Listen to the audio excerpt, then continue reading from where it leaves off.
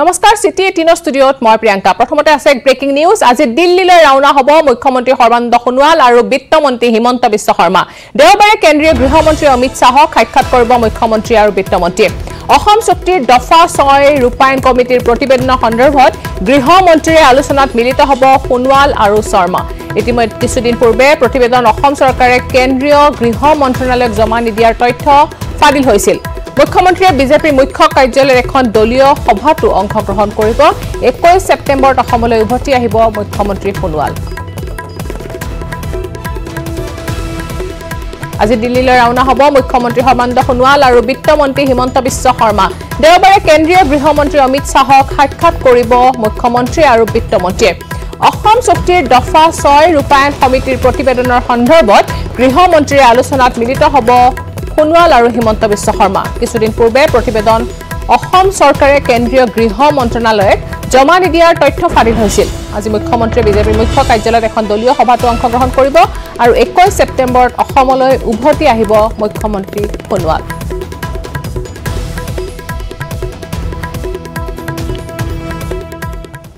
হঠাৎ পথ পৰিৱৰ্তন স্থগিত হোৱাৰ দিশে বিটিসি নিৰ্বাচন বাতিল কৰিবলৈ আয়োগলৈ পত্ৰ লিখাৰ কথা ৰাজহুৱা কৰিলে হিমন্ত বিশ্ব শৰ্মাই শৰ্মাৰ ভাষ্যৰ পাছত বিৰোধী শিবিৰত এতিয়া ক্ষোভৰ উদ্গিৰণ বিজেপিৰ দুমুখীয়া নীতি এফালে বিটিসিত বিশাল নিৰ্বাচনী সভা আনফালে নিৰ্বাচন পিছুৱাৰ দাবী ইলেকশ্যন শেষ হোৱাৰ পিছত চৰকাৰ পতন হোৱাৰ পিছত বিটিসি নিৰ্বাচনক লৈ বৰভূমিত চৰম বিভ্ৰান্তি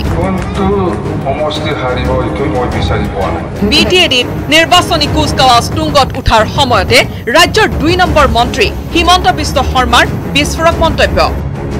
পিছুৱাই দিব লাগে বিটিসি নিৰ্বাচন হলে ভয়ংকৰ হ'ব পৰিস্থিতি ভয়াৱহ হাৰত বৃদ্ধি পাব কৰোনাৰ সংক্ৰমণ বিটিএডিৰ উপৰিও নলবাৰী বৰপেটা দৰং আৰু শোণিতপুৰত ব্যাপক গণ সংক্ৰমণৰ আশংকাত নিৰ্বাচন পিছুৱাই দিয়াৰ আবেদন বিজেপি চৰকাৰৰ বিটিসি নিৰ্বাচন পিছুৱাই দিয়াৰ আৰ্জি লৈ ইতিমধ্যে ৰাজ্য চৰকাৰে প্ৰেৰণ কৰিছে পত্ৰ স্বাস্থ্য বিভাগে স্পষ্ট কৰি ৰাজ্যৰ নিৰ্বাচনী আয়োগক কৈছে যে বিটিএডি ইলেকশ্যনটো আপোনালোকে পিছুৱাই দিয়ক বা বিটিএডি ইলেকশ্যনটো বৰ্তমান ৰাখি থওক কাৰণ নহলে এটা বিভীষিকাময় পৰিৱেশ হ'ব যদি বিপিএফে কৰে বিজেপি কৰিব মন যায় বিজেপি কৰিব মন গলে ইউপিপিএলৰ কৰিব মন যায় ইউপিপিএলৰ মন গলে কংগ্ৰেছৰ কৰিব মন যায় কংগ্ৰেছৰ মন গলে ইউডিএফৰ কৰিব মন যায় গতিকে মই কোনো ৰাজনৈতিক দলক দায়ী নকৰোঁ মই নিৰ্বাচনী আয়োগক আমি লিখিতভাৱে দিছোঁ চিফ ছেক্ৰেটাৰীক জনাই দিছোঁ যোৱা পৰহি দিনাখন নিৰ্বাচন পিছুৱাৰ লগতে বিটিসিৰ পৰা নিৰ্বাচনী আচৰণ বিধি উঠাই দিয়াৰো আৰ্জি ৰাজ্য চৰকাৰৰ আপোনালোকে বিটিসিৰ ইলেকশ্যন বৰ্তমান বন্ধ কৰি দিয়ক model code of conduct withdraw কৰি দিয়ক কাৰণ বিটিসি মানে বেমাৰটো বিটিসিত নাথাকে নলবাৰীতো থাকিব বিটিসি 4খন জিলাত আহিব বৰপেটাত আহিব দৰঙত আহিব শোণিতপুৰত আহিব অক্সিজেনৰ নাটনি হৈ গৈছে ইতিমধ্যে গতিকে আমি মেনেজ কৰিব নোৱাৰা হম আনফালে নিৰ্বাচন পিছুৱাৰ সিদ্ধান্তৰ তীব্ৰ বিৰোধিতা বিপিএফৰ লগতে আন বহুতৰ কোভিড নহয় বিটিসিত মুখ ঠেকেচা খোৱাৰ ভয়তহে বিজেপি চৰকাৰে এই পদক্ষেপ লোৱা বুলি কটাক্ষ বিৰোধীৰ আজি বিটিসিটো এটা মানে এতিয়া মানে অসম চৰকাৰৰ ধনৰ কণী পৰা হাঁহ যিমান দিন এনেকৈ হেং কৰি ৰাখিব তেওঁলোকৰ কিবা লাভালাভ আছে যিটো সময়ত ইলেকশ্যন পাতিব পৰা আছিল সেইটো সময়ত কিয় ইলেকশ্যন পাতিব পৰা নাই তেওঁলোকৰ যিবিলাক মানে সভা সমিতি কাৰ্য হেৰি আছে সেইবিলাকত কোনো মানে ক্ষতি নহয় কৰোনা বেমাৰৰ দ্বাৰা আৰু অন্য ক্ষেত্ৰত ক্ষতি হোৱা বুলি তেওঁলোকে মন্তব্য কৰে দুদিন আগলৈকে বিটিসি দখল কৰাৰ সপোন দেখিছিল বিজেপিয়ে এটাৰ পাছত আনটো ঘোষণা কৰিছিল ৰঞ্জিত কুমাৰ দাসে কোভিড প্ৰটকল ভৰিৰে মুহাৰি বাক্সাত বিশাল নিৰ্বাচনী সভাত অংশ লৈছিল বিজেপি আৰু মিত্ৰ দলৰ বহুৰথী মহাৰথীয়ে কিন্তু বিটিসি দখলৰ যুঁজ চলি থকাৰ মাজতে হঠাৎ কিয় ওলোটাখৰ মাৰিব লগা হ'ল বিজেপি নেতৃত্বই নিৰ্বাচনৰ দিন পিছুৱাই নিৰ্বাচনী আচৰণ বিধি উঠাই দিয়াৰ আবেদন জনোৱা বিজেপি চৰকাৰৰ প্ৰকৃত উদ্দেশ্য কি এয়া বেকা আঙুলিৰে ঘি উলিওৱাৰ চেষ্টা নে আন কিবা কেমেৰা পাৰ্চন মনোজৰ সহযোগত ভাস্কৰ জ্যোতি হাজৰিকাৰ report news 18 Assam north east BTC নিৰ্বাচন পিছুৱাৰ তীব্ৰ বিৰোধিতা খামফা বৰগয়াৰীৰ বিহাৰ আৰু ৰাজস্থানত যদি পঞ্চায়ত নিৰ্বাচন হ'ব পাৰে তেন্তে বিটিসিত কিয় নিৰ্বাচন হ'ব নোৱাৰে বুলি প্ৰশ্ন কৰে খামফা বৰগয়াৰীয়ে পলিটিক্যাল পাৰ্টি ইউপিপিএল আৰু ইউপিপিএলৰ মানুহসকলে যেনেকৈ গভৰ্ণৰ ৰুল লাগে বুলি তেখেতসকলে দাবী কৰি পেলাই গভৰ্ণৰ ৰুল কৰিলে এতিয়া তেখেতসকলৰ ডিচিশ্যনৰ ৰং ডিচিশ্যনৰ কাৰণে গোটেই বিটিসি বাকিয়ে যে সাফাৰ কৰিব লগা হ'ল আৰু ইনডিফিনিট সময়ৰ কাৰণে যেতিয়া ইলেকশ্যন নহল ইয়াত গণতান্ত্ৰিক সিস্টেম চৰকাৰৰ দ্বাৰা যে কাম কৰিব লাগে এই বস্তুটো গোটেই বিটিসি বাকিয়ে মানে দেখিবলৈ নাপাব ইয়াৰ দ্বাৰা বিটিসি আৰু এক বছৰ পিছুৱাই যোৱাটো আমি দেখিবলৈ পাই আছো গতিকে তেখেতসকলৰ ডিচিশ্যনটো ভুল হৈছে আৰু অতি সোনকালে তেখেতসকলে যেন গণতান্ত্ৰিক সিস্টেমটো ইয়াত এপ্লাই কৰে ইলেকশ্যনটো যেন আসাম চৰকাৰে সময়মতে গভৰ্ণৰ ৰুল শেষ হোৱাৰ আগতে কৰি দিয়ে ইয়াৰ কাৰণে ইউপিপিএল পলিটিক্যাল পাৰ্টিও যেন আসাম চৰকাৰক আহ্বান জনায় 21 ছেপ্টেম্বৰৰ পৰা খুলিব ৰাজ্যৰ শিক্ষানুষ্ঠান অভিভাৱকৰ অনুমতি লৈহে বিদ্যালয়ত আহিব পাৰিব শিক্ষাৰ্থী অনুমতি নোপোৱা শিক্ষাৰ্থীয়ে অনলাইন যোগে কৰিব পাঠদান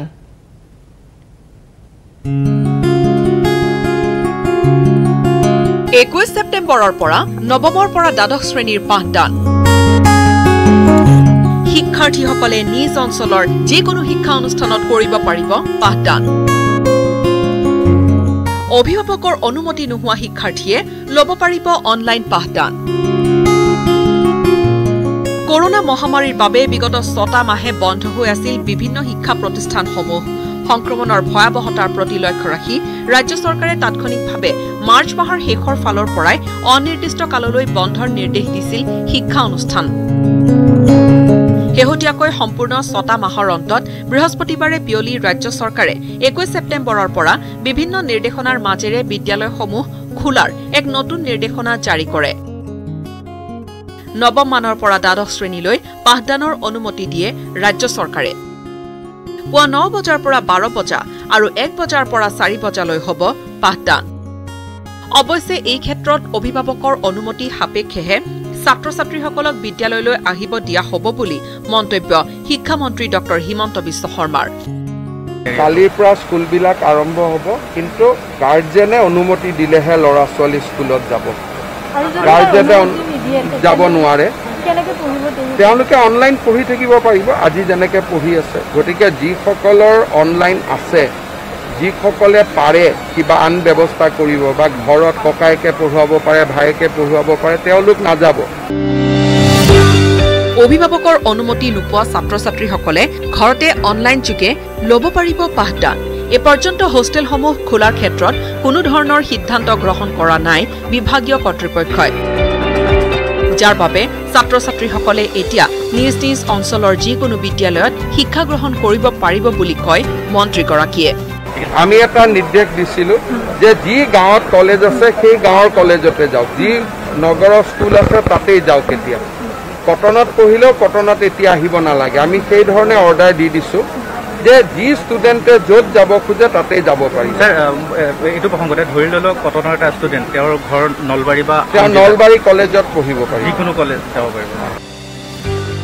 চৰকাৰী শিক্ষা অনুষ্ঠান মুকলিৰ ব্যৱস্থা কৰিছে ঠিকেই কিন্তু কৰোনাৰ সংক্ৰমণ ভয়াৱহ হৈ থকাৰ সময়ত বিদ্যালয় খোলাটো কিমান নিৰাপদ হ'ব সময়হে ক'ব কেমেৰা পাৰ্চন মনোজ দুৱাৰাৰ সৈতে Bhaskar Jyoti Hazarika news 18 Assam north east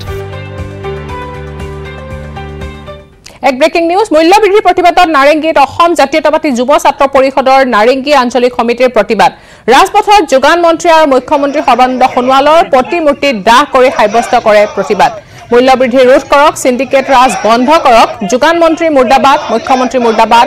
Assam চৰকাৰ হাই হাই আদি ধ্বনিৰে উত্তাল কৰি তোলে নাৰেংগীৰ আকাশ বতাহ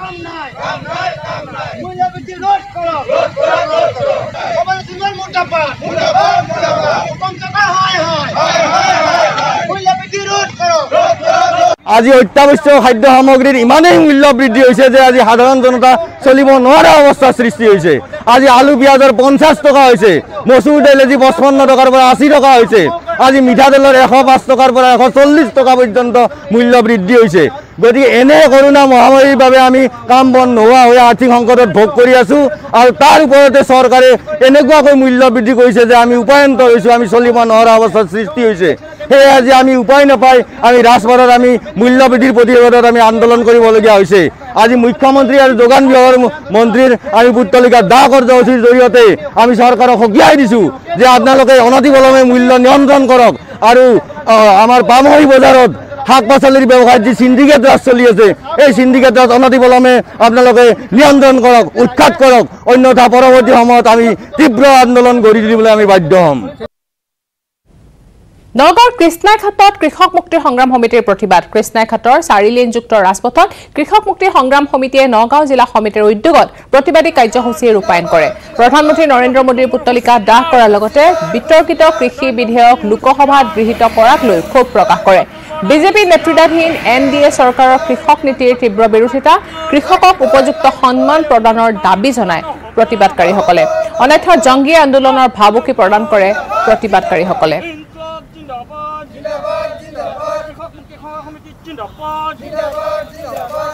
কৃষকৰ কাৰণে যি farmers producer trade and commerce promotion and ফেচিলিটেশ্যনকে কেন্দ্ৰ কৰি যি 3খন অৰ্ডিনেন্স আনিছে, 3খন অৰ্ডিনেন্সে কৃষকৰ মূৰত ৰামটাঙোন মাৰিব, যাৰ কাৰণে তেওঁলোকৰে সহযোগী আকালি দলৰ নেত্ৰী হৰচিমৰাট কৌৰ বাদলে ইতিমধ্যে পদত্যাগ কৰিছে। কিন্তু সেই একে সময়তে আমাৰ অতুল বৰাহঁতে কি কৰিছে, কেৱল বিজেপিত তৈলমৰ্দন কৰি আছে। অসমৰ ৰাইজৰ ব্যাপক প্ৰতিবাদত তেওঁ কোনো কাণ সাৰ দিয়া নাই। কৃষকৰ এই স্ববিৰোধী, কৃষকৰ যি মানে উৎপাদন বিৰোধী যিবিলাক নীতি কৰিছে, যিবিলাক কৰ্পৰেট ছেক্টৰক দি দিয়া ব্যৱস্থা কৰিছে, যিবিলাক ধনী ছেক্টৰক দি দিয়া ব্যৱস্থা কৰিছে, তাৰ পিছতো এটা আঞ্চলিক দলৰ মুখা পিন্ধা এই অতুল বৰাহঁতে একো নামাতি মনে মনে বহি আছে। আমি ধিক্কাৰ দিছোঁ কৃষক মুক্তি সংগ্ৰাম সমিতিয়ে। তেওঁলোক 2021 চনত কোনো কাৰণে ক্ষমতালৈ যাতে আহিব নোৱাৰে, আমি কৃষক মুক্তি সংগ্ৰাম সমিতিয়ে নেৰানেপেৰা চেষ্টা অব্যাহত ৰাখিম। 2021 চনত যাতে কোনো কাৰণে বিজেপিৰ মিত্ৰ দলৰ চৰকাৰ অসমত প্ৰতিষ্ঠা হ'ব নোৱাৰে। আৰু আছে বাতৰি, কিন্তু তাৰ আগতে ল'ব লাগিব এটা সৰু বিৰতি। ঠিক স্বাস্থ্যমন্ত্ৰীৰ কোভিড বিধি ভংগ কৰা লোকক ধমক দিয়া মন্ত্ৰীয়ে এতিয়া হাজাৰ হাজাৰ লোকক লৈ পাতিলে ৰাজনৈতিক সভা। মন্ত্ৰী পীয়ুষ হাজৰিকাৰ বিশাল ৰাজনৈতিক সভাক লৈ এতিয়া ৰাজ্যজুৰি সৃষ্টি হৈছে প্ৰতিক্ৰিয়াৰ।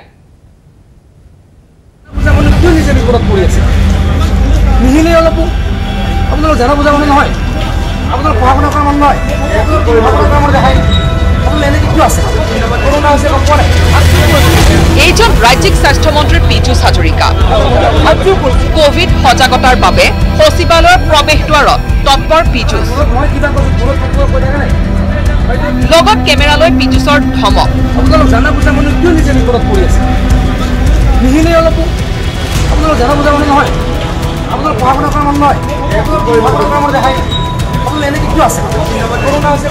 কোভিড নিয়ম নমনা সচিবালয়লৈ অহা দৰ্শনাৰ্থী।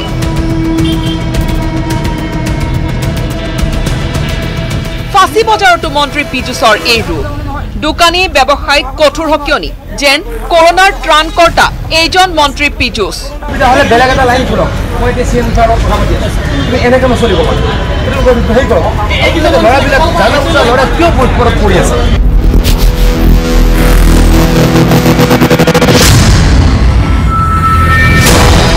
এই কাম কৰি বাহ বাহ লৈছিল জুনিয়ৰ স্বাস্থ্যমন্ত্ৰীজনে, কিন্তু এইজন পীযুষে ক্ষমতাৰ স্বাৰ্থত পাহৰি গ'ল পূৰ্বৰ অৱতাৰ।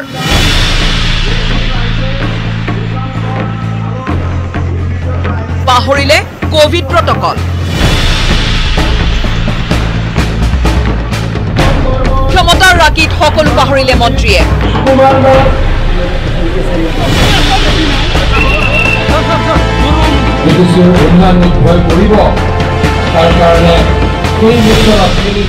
হাজাৰ হাজাৰ লোকক লৈ মন্ত্ৰীৰ সভা।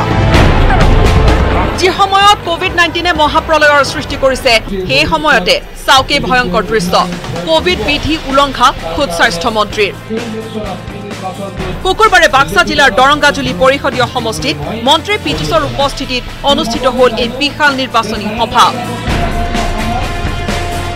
সভাত দেশ উলংঘন হৈছে কোভিড প্ৰটকল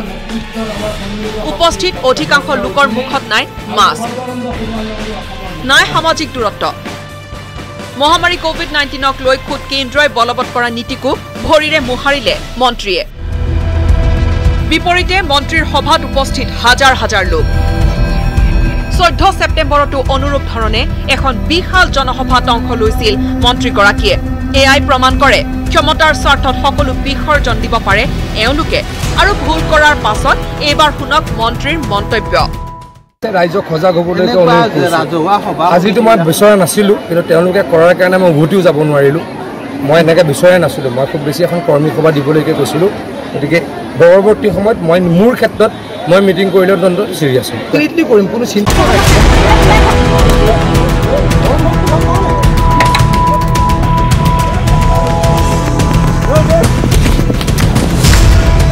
মন্ত্ৰীয়ে কোভিড প্ৰটকল ভংগ কৰা কাৰ্যই মনত পেলাই দিছে অসমত কঠোৰ লকডাউনৰ সময়ত আৰক্ষীয়ে ৰাইজক ফুটোৱা সেই লাঠিৰ কোপকেইটা এতিয়া প্ৰশ্ন হয় জনতাৰ জীৱনক লৈ কোনে খেলিছে হেতালি কেৱল সৰ্বসাধাৰণৰ ক্ষেত্ৰতহে প্ৰযোজ্য নেকি কোভিডৰ নিয়ম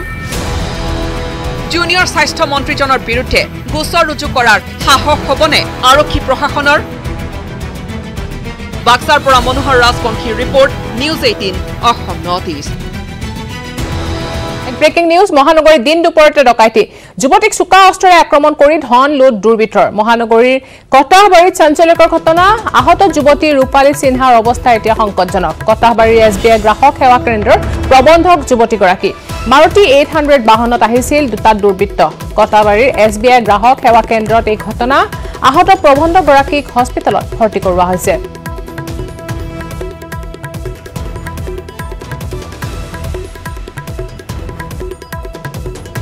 দিন দুপৰতে ডকাইতি সংঘটিত হৈছে মহানগৰী কটাহবাৰীত যুৱতীক চুকা অস্ত্ৰেৰে আক্ৰমণ কৰি ধন লুট কৰে দুৰ্বৃত্তই মহানগৰী কটাহবাৰীত এই ঘটনা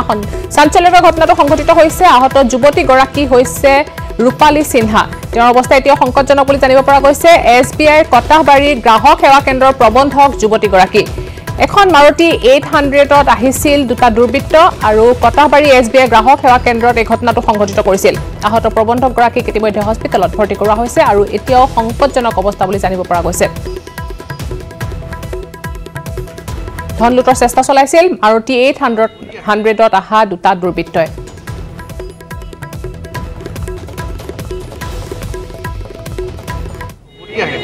লাঞ্চৰ ভিতৰত বহুত আহি দেখা পাইছে ছোৱালীগৰাকী বেজেৰে লুটুৰি অৱস্থাত আছে আৰু ভিতৰত বহুত ক্ষয় ক্ষতি কৰিছে আৰু টকা পইচা কিছু তেওঁলোকে লৈ কিমানমান পইচা নিছে আমি একো হিচাপ কৰা নাই তেনেকৈ মোটামুটি 2-1.5 লাখ টকা মানৰ আমাৰ ট্ৰেঞ্জেকশ্যন সদায় হৈয়ে থাকে যিহেতু ছোৱালীজনী গুৰুতৰ অৱস্থাত পোৱা গৈছিল সেইটো সময়ত আৰু সেয়ে আমি এইখিনি হিচাপ নিকাচ নকৰাকৈ ছোৱালী কিহেৰে ডকাইতি কৰিছিল হ'ব পাৰে গ্লাছৰ বটল তেনেকুৱা আমি কিবা এটা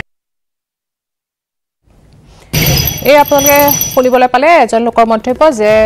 কটাহবাৰীৰ এছবিআই শাখাত এনেদৰে ধন লুটৰ বাবে চেষ্টা চলাইছিল দুটা দুৰ্বৃত্ত আহিছিল আৰু যুৱতীগৰাকীক আক্ৰমণ কৰে এছবিআই শাখাৰ প্ৰবন্ধক আছিল এই যুৱতীগৰাকী আৰু যুৱতীগৰাকীক ধন লুটৰ চেষ্টা কৰি এনেদৰে আক্ৰমণ কৰিছিল দুটা দুৰ্বৃত্তই মহানগৰী কটাহবাৰীত এই ঘটনা সংঘটিত হৈছে আহত যুৱতীগৰাকীৰ নাম হৈছে ৰূপালী সিনহা আৰু তেওঁৰ অৱস্থা এতিয়া সংকটজনক বুলি জানিব পৰা গৈছে এছবিআইৰ গ্ৰাহক সেৱা কেন্দ্ৰৰ প্ৰবন্ধক আছিল যুৱতীগৰাকী এখন মাৰুতি 800 বাহনত আহিছিল দুজন যুৱক দুটা দুৰ্বৃত্ত আৰু তেওঁলোকে সংঘটিত কৰিছিল এই ঘটনা আৰু এই বিষয়ে আমি অধিক জানিবলৈ আমি কথা পাতিম আমাৰ সাংবাদিক উৎপল হালৈৰ সৈতে উৎপল আপোনাৰ ওচৰলৈ আহিছো যেহেতু এতিয়াও যুৱতীগৰাকীৰ অৱস্থা সংকটজনক বুলি জানিব পৰা গৈছে গতিকে তেওঁৰ অৱস্থা এতিয়া কেনেকুৱা প্ৰথমতে উল্লেখ কৰিম যে ৰাজধানী চহৰ গুৱাহাটী মহানগৰীত ক্ৰমাৎ বৃদ্ধি হৈছে ডকাইতিৰ ঘটনা আৰু যদি চোৱা যায় দিনৰ ভাগতে মহানগৰীৰ কটাহবাৰীত সংঘটিত হৈছে এক ভয়ংকৰ ডকাইতিৰ ঘটনা আৰু ভয়ংকৰ ডকাইতিয়ে নহয় যদি চোৱা যায় যে ভাৰতীয় সেৱা ব্যৱস্থা আছে ষ্টেট বেংকৰ সেই সেৱা কেন্দ্ৰৰ ভিতৰত প্ৰৱেশ কৰে আৰু প্ৰৱেশ কৰি তেখেতক চকা অস্ত্ৰেৰে আঘাত কৰে আৰু আঘাত কৰি ভিতৰত যিসমূহ লগত তেনেকৈ স্থানসমূহ লৈ যোৱা বুলি আমাক ইতিমধ্যে জনাইছে ইয়াৰ প্ৰত্যক্ষদৰ্শী আৰু আনহাতে চিচি কেমেৰাৰ ভিতৰলৈ আমাৰ হাতত আহি পৰিছে আৰু যদি চিচি কেমেৰাৰ ভিডিঅ' তথ্য কৰা যায় তাত দেখা পোৱা গৈছে যে এখন মাৰুতি বাহন গৈছিলে ৰঙা ৰঙৰ আৰু এই বাহনখনত আহি তাৰ পৰা সেৱা কেন্দ্ৰলৈ গৈছিলে আৰু সেৱা কেন্দ্ৰৰ ভিতৰত যুৱতীগৰাকী যিহেতু দুপৰীয়াৰ সময়ত লাঞ্চ ব্ৰেক আৰু ব্ৰেক থকা সময়ত অকলে আছিলে যুৱতীগৰাকী আৰু যুৱতীগৰাকী অকলে থকা সময়তে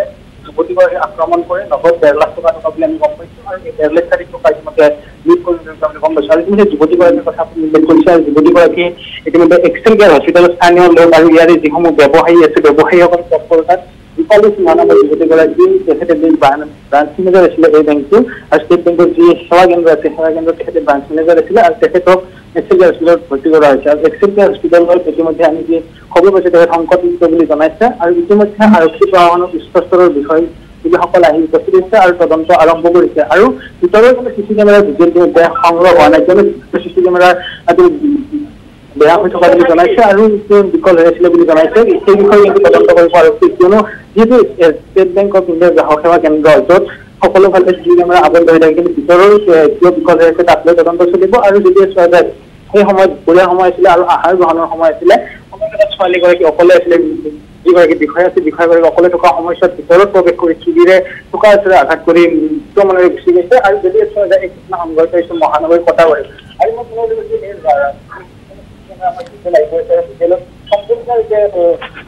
হয় উৎপল আৰু এটা কথা ক'ব পাৰি যিহেতু যুৱতীগৰাকী অকলে আছিলে আৰু যিহেতু বেংকত সংঘটিত হৈছে গতিকে নিৰাপত্তাৰক্ষী থাকে তেওঁলোক কেনেকৈ সোমালে বা চিচিটিভি বিকল হৈ থকা কথাটো ওলাইছে গতিকে এই সন্দৰ্ভত হয়তো ভিতৰৰ কোনোবা লোক জড়িত হৈ থাকিব পাৰে বুলি ভাবিছে নেকি আৰক্ষীয়ে এই ঘটনা প্ৰায় 2 পৰা 2.5 বজাৰ ভিতৰত সংঘটিত হৈছিলে আৰু 2.5 বজাত যিহেতু লাঞ্চ ব্ৰেক আছিলে বা খোৱা সময় আছিলে তেনে সময়তে মহিলাগৰাকী যুৱতীগৰাকী অকলে আছিলে আৰু অকলে থকা সময়তে যিখন বাহন ইতিমধ্যে আমাৰ কেমেৰাত বন্দী হৈছে চিচি কেমেৰাত সেই বাহনখন অকলে বহু সময় একে স্থানতে ৰৈ আছিল আৰু বাহনখন ৰৈ থকাৰ পিছত মুক্ত মনেৰে আচলতে গড়চুক ফালে মুকলিকৈ গুচি গৈছে কিন্তু কোনো ধৰণৰ লোকে তাক থকা বাধা নিদিলে তাক লৈ কিন্তু সৃষ্টি হৈছে ৰহস্য বা ভিতৰত কি ধৰণৰ বাক বিতণ্ডা হৈছিলে বা এই সকলো যিটো যুৱতীগৰাকী আছিলে এতিয়া গোটেই ঘটনা কিন্তু ৰহস্যৰ আৱদ্ধত সোমাই গৈছে যিমানে সময় উঠি গৈছে কিয়নো প্ৰথম পৰ্যায়ত চিচি কেমেৰাৰ ভিজুৱেল বাহিৰত থকা চিচি কেমেৰাৰ ভিজুৱেলটো আহিছে কিন্তু ভিতৰত যিটো চিচি কেমেৰা এতিয়া বিকল হৈ থকা বুলি কৈছে গোটেই সমগ্ৰ ঘটনা ৰহস্যৰ আৱদ্ধ কৰিছে আৰু দুচকীয়া বাহন লৈ আহি পলায়ন কৰাৰ ঘটনা মহানগৰীত সংঘটিত হয় কিন্তু 4চকীয়া বাহন লৈ আহি ডকাইতি কৰি পলায়ন কৰাৰ ঘটনা কিন্তু তাক লৈ সৃষ্টি হৈছে যিটো 4চকীয়া বাহন আৰু গড়চুকতে হওক বা সমগ্ৰ গুৱাহাটী মহানগৰীত তীব্ৰ যান্ত্ৰত থাকে তেনে পৰ্যায়ত কেনেদৰে এই ধৰণৰ ঘটনা সংঘটিত কৰি মুক্ত মনে পলায়ন কৰিব পাৰিলে তাক লৈ কিন্তু সৃষ্টি হৈছে ৰহস্য আৰু মই এই মুহূৰ্তত নিউজ 18 অসম নৰ্থ-ইষ্টৰ দৰ্শকসকলক পুনৰ কৈছো যে যিখন বাহন আছিলে ৰঙা ৰঙৰ মাৰুতি 800 বাহন আছিলে আৰু প্ৰায় যিটো চিচি কেমেৰা ভিজুৱেলত আমি দেখিছো তাত প্ৰায় বহু সময় ধৰি এই বাহনখন একে স্থানতে ৰৈ আছিলে আৰু যদিহে ওলাই যোৱা দৃশ্যটো ইতিমধ্যে প্ৰত্যক্ষ কৰিব নিউজ 18 অসম নৰ্থ-ইষ্টৰ দৰ্শকসকলে যেতিয়া ওলাই গৈছিল তেতিয়াও কিন্তু কোনো ধৰণৰ আচলতে সেই ডকাইতি মনোভাৱ বা কোনো তেনেকুৱা মনোভাৱ নাই এনে সাধাৰণ মানুহৰ নিচিনা ওলাই গৈছে এই গোটেই ঘটনা কিন্তু সমগ্ৰ ৰহস্য সৃষ্টি কৰিছে আৰু ইতিমধ্যে আৰক্ষীৰ উচ্চ বিষয়া ইয়াতে তদন্ত আৰম্ভ কৰিছে হয় উৎপল নিশ্চয় ধন্যবাদ জনাইছো আৰু নিশ্চয় এটা ৰহস্য আৱৰ্তত আছে এতিয়াও মহানগৰী কটাবাৰীত সংঘটিত হৈছে ডকাইতৰ এই চাঞ্চল্যকৰ ঘটনা আহত যুৱতীগৰাকী হৈছে ৰূপালী সিনহা আৰু তেওঁৰ অৱস্থা এতিয়া সংকটজনক বুলি জানিব পৰা গৈছে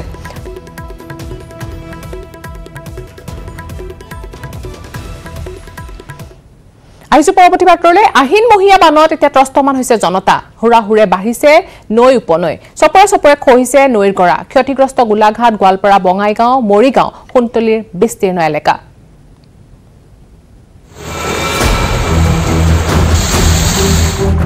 ৰাজ্যত আহিনৰ বান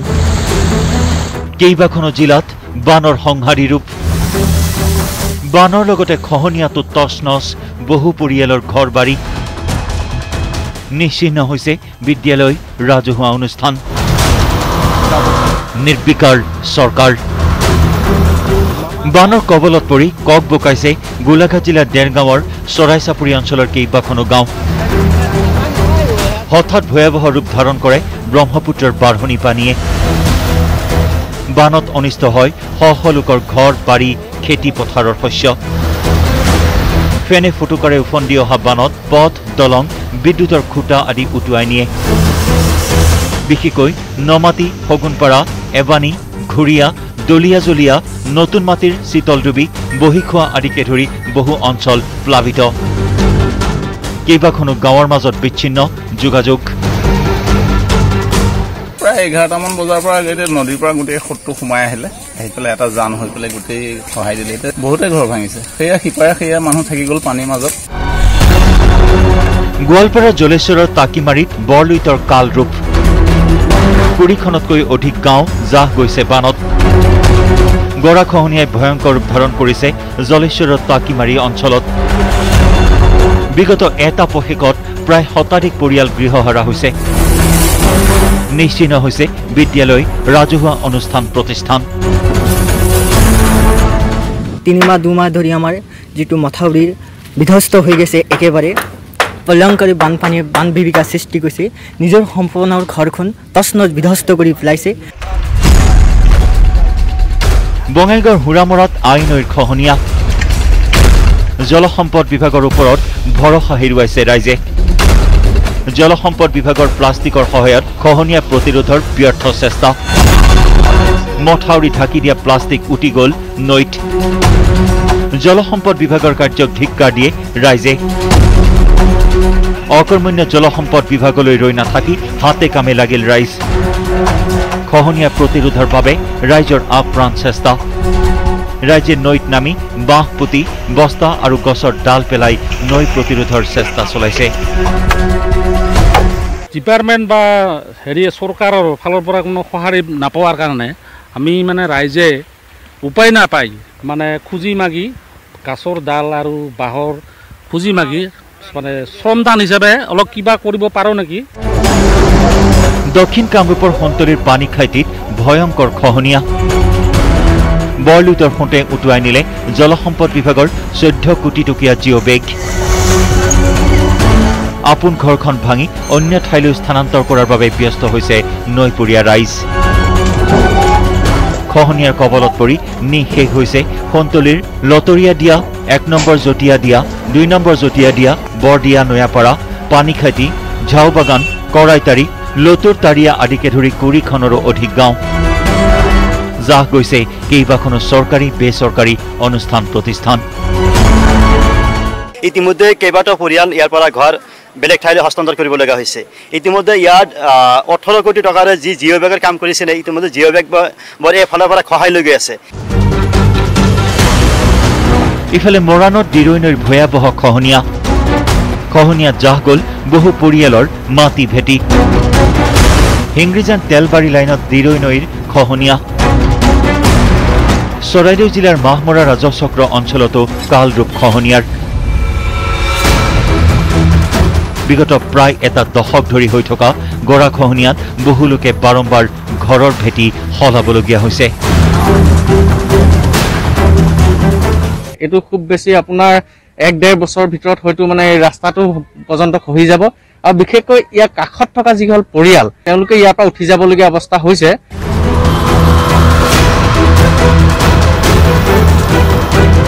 bureau report news 18 Assam north east